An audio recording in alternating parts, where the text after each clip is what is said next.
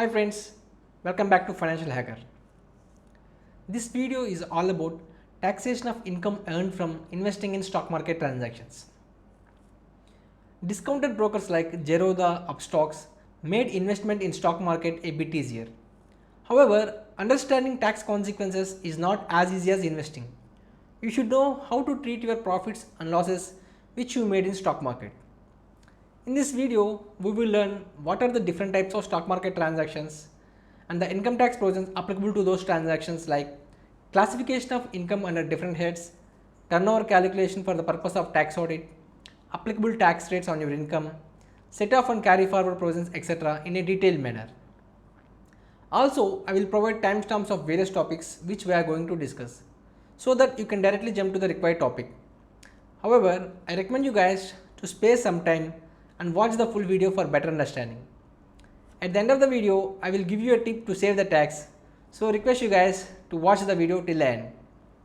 This is cakvnmahesh and let's get started.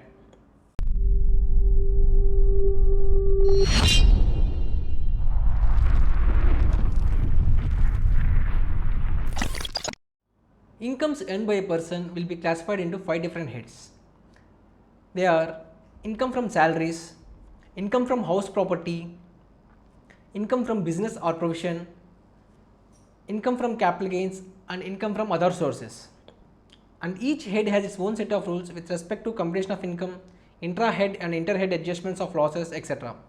And also, some incomes are taxed at flat rates and some incomes are taxed at slab rates applicable to the person. With respect to the stock market transactions, incomes earned will fall under these 3 heads. They are income from business or provision, income from capital gains, and income from other sources. Even under these 3 heads, there will be subclassification, like in case of business income, we need to classify whether it is a speculative business income or non-speculative business income, and in case of income from capital gains, whether it is a short-term capital gains or long-term capital gains, etc.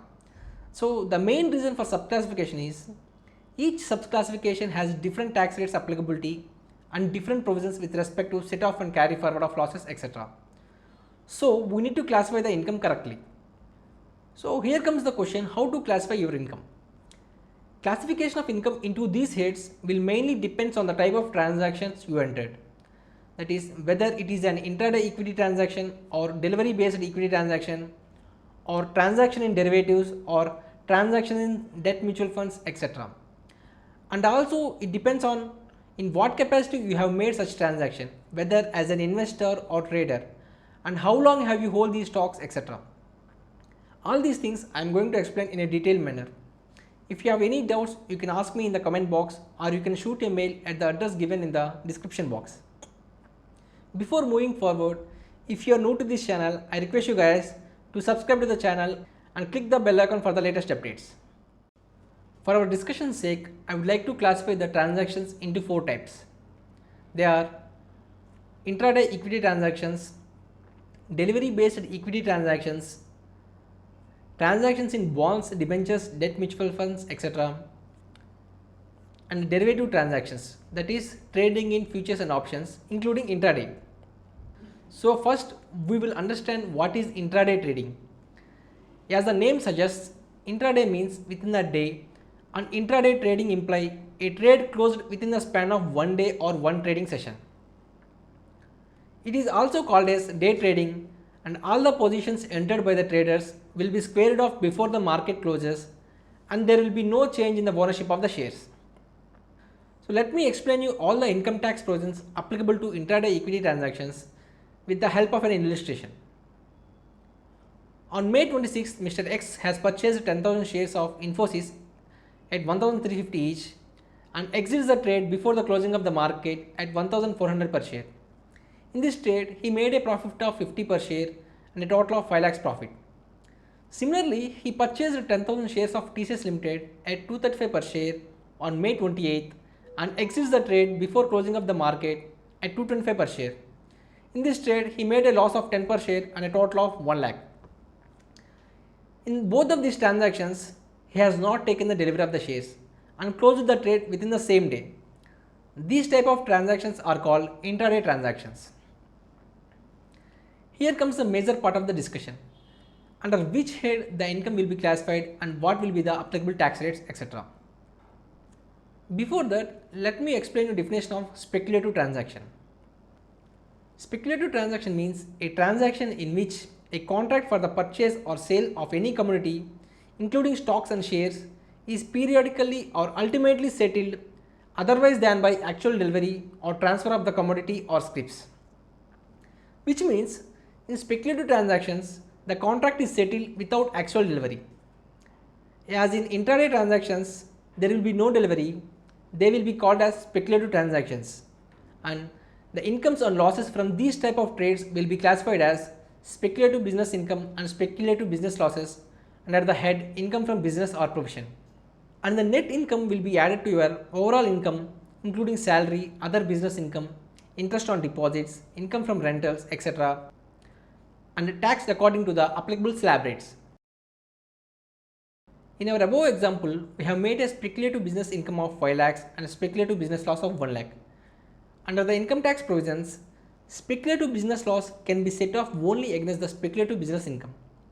So here we can set off the loss of 1 lakh against the speculative business income of 5 lakhs, and the balance 4 lakhs will be added to the other income and will be taxed at the slab rates applicable to you. For suppose your speculative business loss is more than speculative business income, then the balance loss can be carried forward and set off only against the speculative business income in the subsequent years, that too for a maximum of 4 years. In general, we all know that turnover means total sales made in a year. However, in this type of speculative transactions, where the contract is settled by paying out the differences, that is either profits or losses, such difference amounts will be treated as turnover. We need to add all such difference amounts in an absolute manner for calculating the turnover. In our example, we have made 2 intraday transactions and we made 5 lakhs profit in one transaction and 1 lakh loss in the other transaction. As we need to consider absolute numbers, here the total turnover will be 6 lakhs but not 4 lakhs. At the end of the video, I will explain the turnover limits for determining the tax audit applicability. I hope you got the clarity in tax provisions applicable to the intraday equity transactions. Next, we will discuss about the delivery based equity transactions. On a simple note, if the shares are not squared off and held for more than one trading session, then these type of trades are called delivery based trades. That is, unlike intraday transactions, you will get the delivery of shares for the contracts entered into your demat account. So, classification of income, whether it is the income from business or income from capital gains. Central Board of Direct Taxes has issued a circular which says that an individual can decide on his own to either treat his acquisitions in listed shares as stock in trade or capital assets. If you treat them as stock in trade, then the surplus generated from sale would be treated as business income and will be taxed at the slab rates applicable to you. And if you treat them as capital assets, then the surplus generated on sale will be treated as capital gains. If you hold for more than 12 months, then the gains will be treated as long-term capital gains and will be taxed at flat rate 10% after providing 1 lakh exemption. And if you hold for a period up to 12 months, then the gains will be treated as short-term capital gains and taxed at the flat rate 15%. Here, the stand once taken by the person, that is to treat the acquisitions as stock in trade or capital assets, the same will be applicable to subsequent years and he is not allowed to adopt different stand in the subsequent years. CBT has also clarified that it is possible for a taxpayer to have 2 portfolios, that is an investment portfolio comprising of securities which are to be treated as capital assets and a trading portfolio comprising of stock in trade which are to be treated as trading assets. In this case, SSE may have income under both heads, that is capital gains as well as business income. But it is very important to clearly distinguish your trading and investment portfolios while filing income tax returns. Let me explain you the same with an example. Mr. X is a salaried employee and he has purchased 2000 shares of Infosys Limited on 20th March 2019 at 1000 and opted to treat them as stock in trade for that year. Next year, on 31st March 2020, he sold the shares at 2000 and booked a profit of 20 lakhs. Now he is in dilemma in this year whether to treat the Infosys shares as stock in trade or capital assets. If he treats them as stock in trade, the surplus 20 lakhs will be treated as business income and will be taxed at the applicable slab rates. In this case, applicable tax rate is 30% as the income crossed to 10 lakh slab. And if he treats them as capital assets, the surplus 20 lakhs will be treated as long-term capital gains as he hold it for more than 12 months and will be taxed at 10% on 19 lakhs. Obviously, he would like to treat them as capital assets as he will be paying less tax in this case. But this won't be appreciated by the income tax authorities. Since in the earlier year he has opted to treat them as stock in trade, in this year also he should treat them as stock in trade, and the surplus on sale will be treated as business income and taxed at the slab rates applicable to him. So I hope you got the clarity with respect to classification of income on delivery based equity transactions. Let's discuss about set off and carry forward of loss provisions. With respect to business loss, this is a non-speculative business loss and the same can be set off against any other income except salary income in this year. And balance loss, if any, can carry forward to the subsequent years and set off only against the income from business that is either speculative or non-speculative, that too for a maximum of 8 years. And with respect to long-term capital loss, the same can be set off only against long-term capital gains and the balance, if any, can be carried forward to the subsequent years and set off only against the long-term capital gains for a period of 8 years. And with respect to short-term capital loss, the same can be set off only against long-term capital gains and short-term capital gains, and balance, if any, can be carried forward to subsequent years and set off against long-term capital gains and short-term capital gains for a period of 8 years. Also, don't forget that in order to carry forward your losses to the subsequent years, one should file the income tax returns within the due date. For all delivery based transactions where you buy stocks and hold it for more than 1 day and sell them, the total value of the sales is to be considered as turnover. In our example, Mr. X bought 2000 shares of Infosys Limited at 1000 and sold them at 2000. So the selling value 40 lakhs will be considered as turnover. But remember that the above calculation of turnover for delivery trades is only applicable if you are declaring income from those trades as business income. If you are declaring the income as capital gains, then there is no need to calculate turnover on such transactions. Also, there is no need for an audit if you have only capital gains irrespective of turnover or profitability. I hope you got clarity in tax provisions applicable to the delivery based equity transactions. BTST is quite popular among equity traders. It is called BTST when you buy today and sell tomorrow without taking delivery of the stock. In general, after placing the buy order, it will take T plus 2 days to credit the stock into a demat account. If you sell before taking the delivery, then it is called as BTST trade. In BTST trade, you just have to buy the stock using CNC product type and then before taking delivery, sell the stocks using CNC product type. That is either on the same day or on T plus 1 day or on T plus 2 day before taking delivery, you can sell the stock. The brokers will take care of the transactions in the background. So here comes the question, how to treat the income from such trades, whether it is a speculative income or non-speculative income or short-term capital gains. As of now, they exist slightly in a grey area. However, I will give my view based on the below points. We all know that stock exchange will charge security transaction tax on trades we made. However, the tax percentage will be different with respect to intraday transactions and delivery based transactions. Here, with respect to BTST trades, stock exchanges charges STT at the similar rates applicable to the delivery based transactions. Another point is, on the face, BTST trades seems to be speculative transaction, as the trader will not take the delivery of the shares. However, unlike intraday trades where there is no obligation to deliver the shares, in BTST trades, the trader has an obligation to deliver the share. Here, the trader takes the risk of short delivery. In case if the seller from whom he purchased the shares has not delivered the shares, he will be penalized by the exchange, as he will also fail to deliver the shares to his buyer. So based on the above 2 points, BTST trades cannot be treated as intraday transactions and hence income from these type of trades can be classified as non-speculative business income. And in case if you have done only a few trades in a year, then you can consider showing them as income from short-term capital gains. I hope you got some clarity with respect to BTST trades.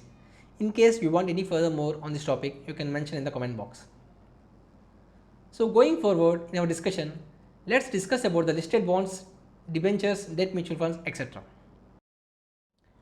In case if you have invested in listed bonds or debentures or debt mutual funds, then the interest received will be classified under income from other sources and taxed at the slab rates applicable to you. Sale or redemption of the same will result in capital gains. Here with respect to bonds, debentures, etc., time frame for investment and the tax rates will be different from listed shares. Here, if you sold them within 3 years of the acquisition, then the surplus will be treated as short-term capital gains and taxed at the slab rates applicable to you. And in case if you sold after 3 years, then the surplus will be treated as long-term capital gains and taxed at 20% after providing indexation benefits. So what is indexation? Indexation is used to adjust or increase the cost of acquisition of the assets to reflect the effect of inflation on it. We all know that capital gains is equal to sale price minus cost of acquisition. In case indexation benefits are provided, then in the above formula, cost of acquisition will be replaced by the indexed cost of acquisition. A higher acquisition cost implies lower profits, which effectively means a lower tax. Let me explain you same with an example. In April 2012, Mr. X purchased the listed bonds of a company for 1 lakh and sold the same in April 2020 for 2 lakhs.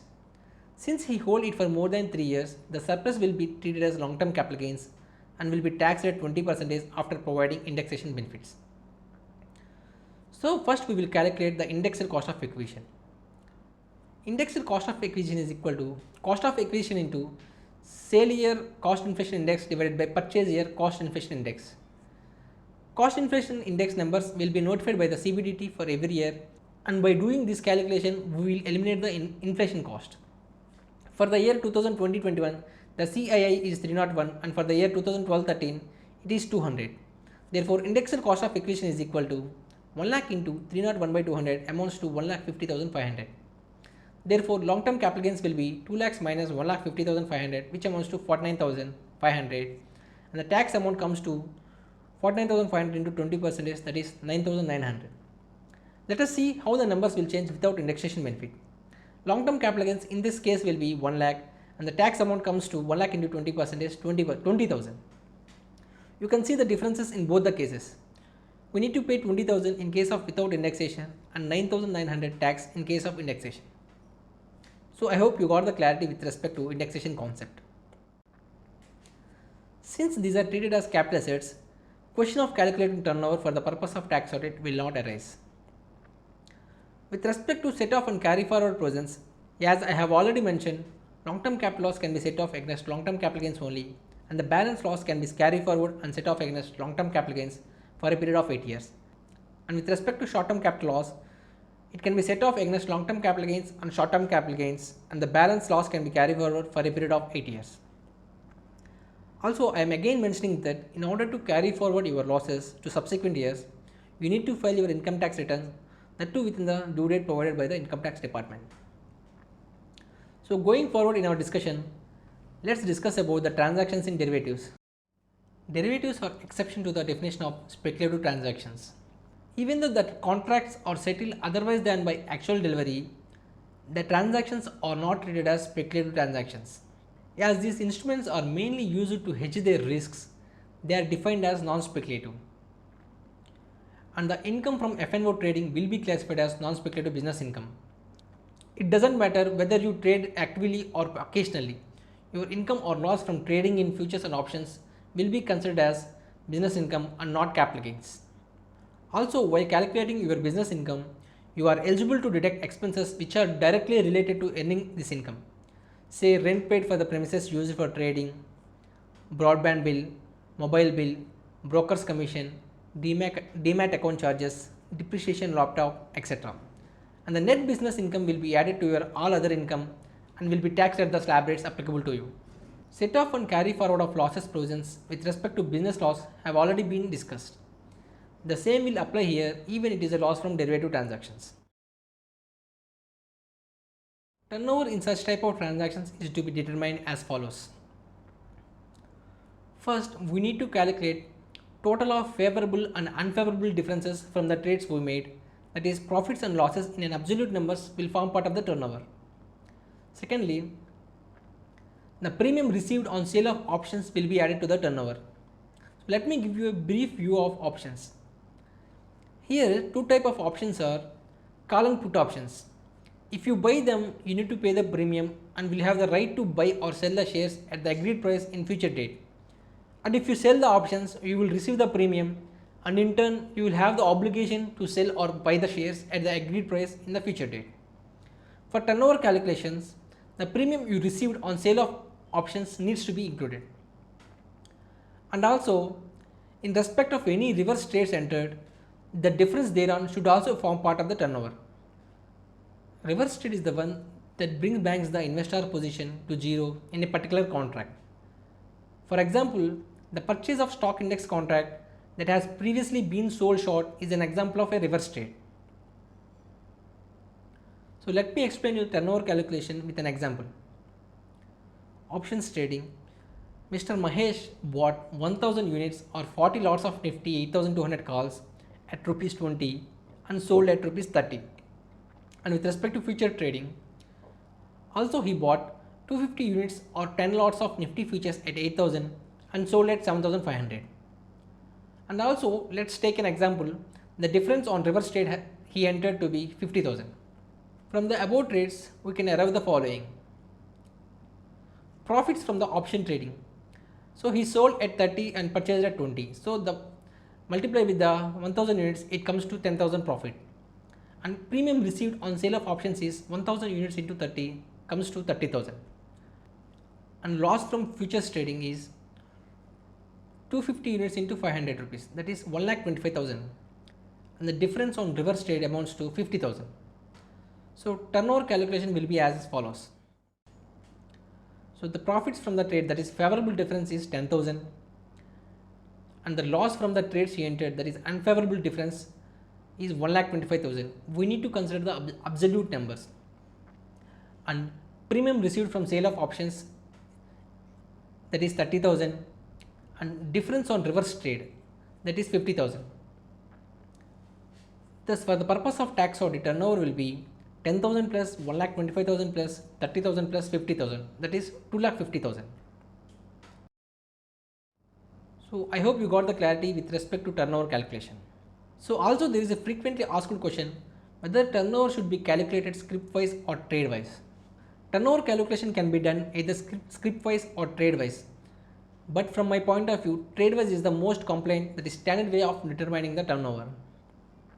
But most of the brokers will provide a trading P&L account with an average buy and sell price from which we can calculate only scrip wise turnover. In case if you want trade wise turnover, you need to download all the trades done during the year on Excel sheet and calculate the turnover manually. Let me explain the difference between scrip wise and trade wise turnover calculation with an example. Let's say on 1st January I bought 100 Nifty Jan futures at 8000 and sold at 8100. Similarly, I entered another trade on 10th January with respect to same Nifty Jan futures, and I bought 100 Nifty Jan futures at 8100 and sold them at 8050. So trade wise calculation will be done like this. For first trade, the favorable differences 10,000 will form part of the turnover, that is 8100 minus 8000 into 100 units, which comes to 10,000. And with respect to second trade, the unfavorable difference, that is 8050 minus 8100 into 100 units, 5000 will form part of the turnover. I have already mentioned we need to consider absolute amount for calculating turnover. So the total turnover under trade wise will be 15,000, that is 10,000 profit plus 5,000 loss. Let's see how to calculate scrip wise turnover. First we need to calculate the average buy and sell price of the particular scrip, and then the difference between them will be multiplied by the total units traded in the year to arrive the turnover. Here we made only 2 trades consisting of 200 units in the whole year. So the average buy price of the Jan Nifty futures will be 8000 plus 8100 divided by 2, that is 8050, and the average sell price will be 8100 plus 8050 divided by 2, that is 8075. So the favorable difference, that is 200 into 25, 5000 will be considered as turnover under scrip wise calculation. So at the end, the turnover under the trade wise calculation is 15,000, whereas turnover under scrip wise calculation is 5,000. I hope you got the clarity with respect to turnover calculation. And also, in case of derivatives, even though the contract notes are issued for the full value of the assets purchased or sold, entries in the books of accounts are made only for the differences, that is either profit or loss. That is, it is enough to post the profit or loss entries in your books of accounts instead of full contract values. And also, there is one more frequently asked question, whether GST registration is required if the turnover in stock market transactions is more than 40 lakhs.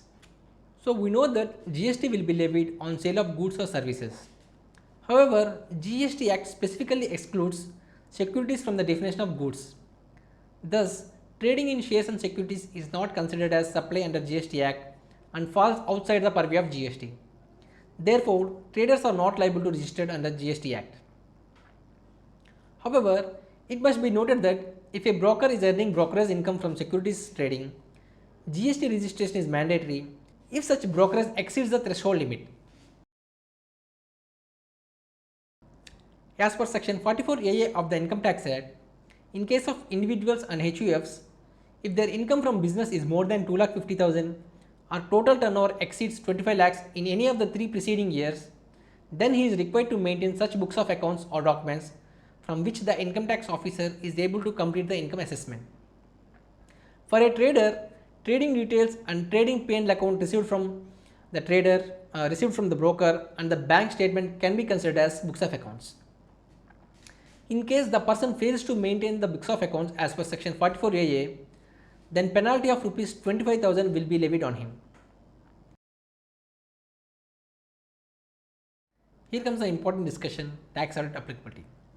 Section 44AB of the Income Tax Act 1961 has laid down the provisions of applicability of tax audit. Here I would like to give you a brief view of the provisions which are applicable for a person doing transactions in stock market. To determine whether tax audit is required or not, first we need to calculate the turnover of the trading business.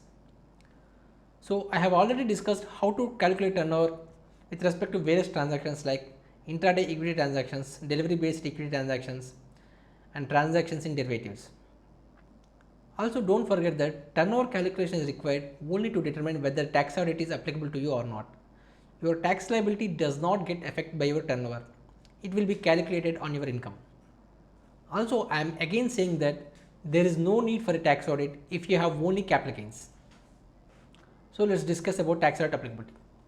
If the person's turnover of the business exceeds 1 crore in the year, then the tax audit under section 44AB of the Income Tax Act will be applicable. However, if your turnover is up to 10 crores and all your cash payments and cash receipts, that is purchases, sales, expenses, borrowings, investments, etc., does not exceed 5% of the total turnover, then the tax audit will not be applicable to you.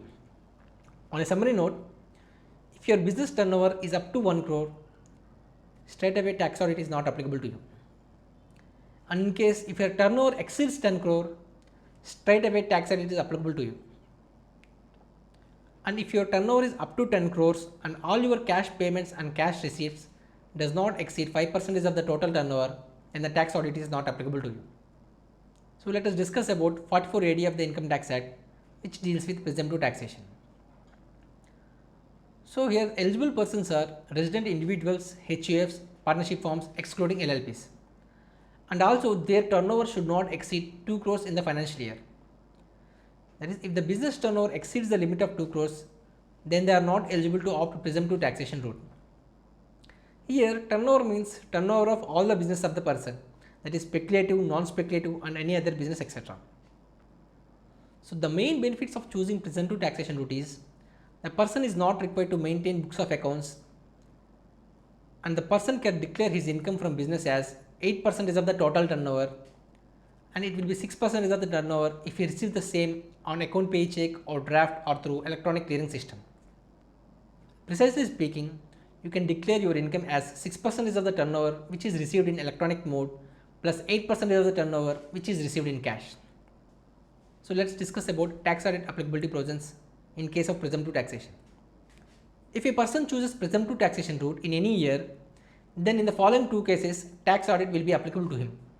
If he claims his income from business lower than the above limits, that is 8% or 6%, and his total income exceeds the maximum amount which is not chargeable to income tax, that is 2.5 lakhs, then the tax audit will be applicable to him. Also, if a person chooses presumptive taxation route in any year, the same should apply for the next 5 years. In case in any year he declares profit not accordance with the above and his total income exceeds the amount which is not chargeable to income tax, that is 2.5 lakhs, then the tax audit will be applicable to him. These are the two cases where the tax audit is applicable to the person. So let's discuss about the tax audit applicability in case of F&O traders. 1 crore and 10 crore limits, as I mentioned earlier, needs to be checked. So I believe all the transactions in F&O trades will be done through your brokers through the banking channels. Then they can straight away apply the rule of 10 crores turnover limits and can check the applicability of tax audit. Also, there is no specific exclusion for F&O traders for choosing presumptive taxation. They can choose presumptive taxation route also. However, if they choose presumptive taxation route in any year, then the tax audit will be applicable in the following two cases: declaring losses from the F&O trade or declaring profits less than 8% or 6% of the turnover and the total income exceeds the basic exemption limit. In this case, tax audit will be applicable to them. And also, opting out the presumptive taxation route in any of the next 5 years and the total income exceeds the basic exemption limit in that year. In these two cases, tax audit will be applicable to him.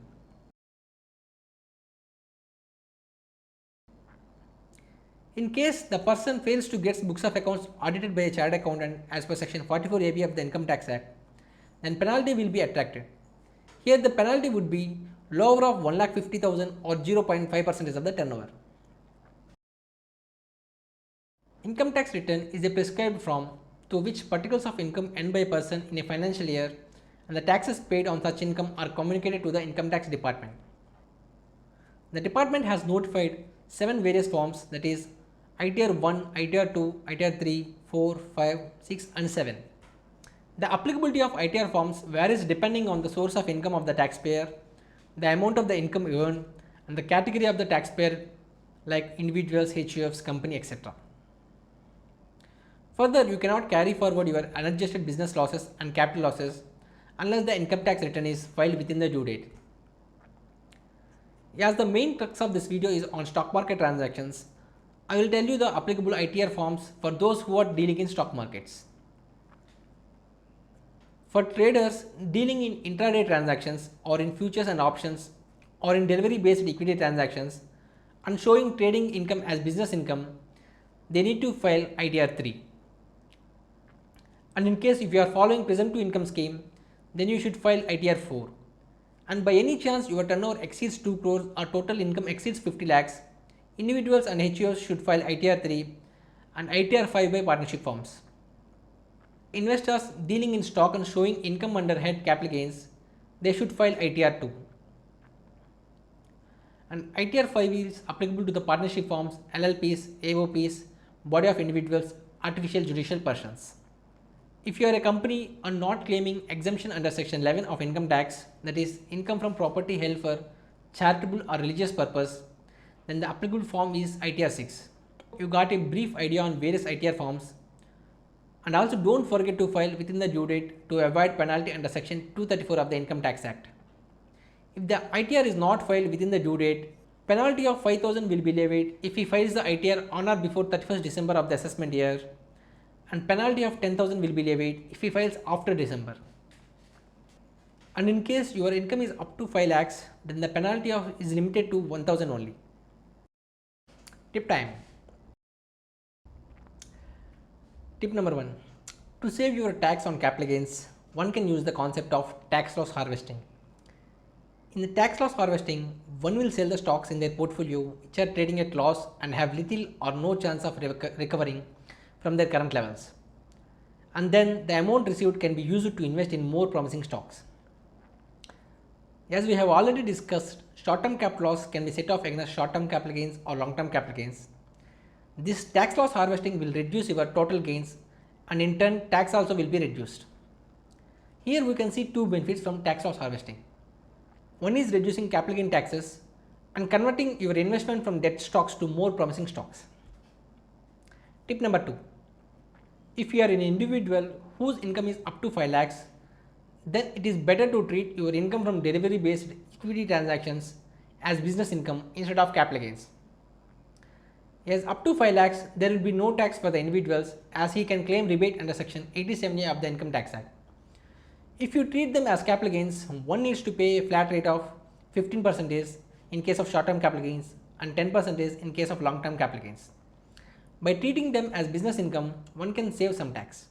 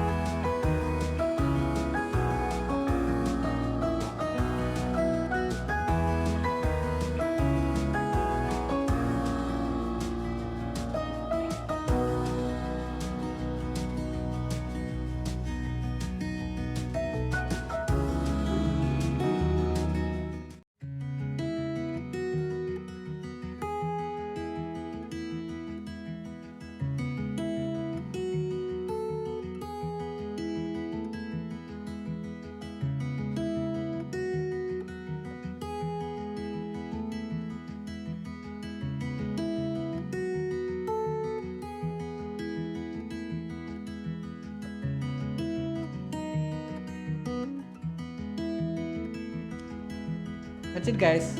I tried to cover all the important tax provisions with respect to stock market transactions. In case if you have any queries with respect to this discussion or in case you have any topic suggestions for me, feel free to mention in the comment box or you can send a mail at the address given in the description box. So I hope you learned something new from this video. If so, consider subscribing my channel and share the same with your friends and family. Thank you guys. See you in the next video. Until then, take care. Stay home, stay safe.